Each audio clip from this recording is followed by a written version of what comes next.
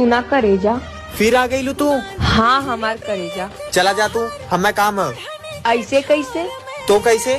थोड़ा परेशान करब तोहके। का करी हम तोहार? प्यार करा और का। चाही का तोहके? तोहार सरनेम चाहिए।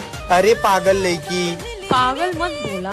तो का कहीं बोला? मेहरारू बोला और का। अच्छा तो तोहके हमार मेहरारू बने बा? हाँ तोहार।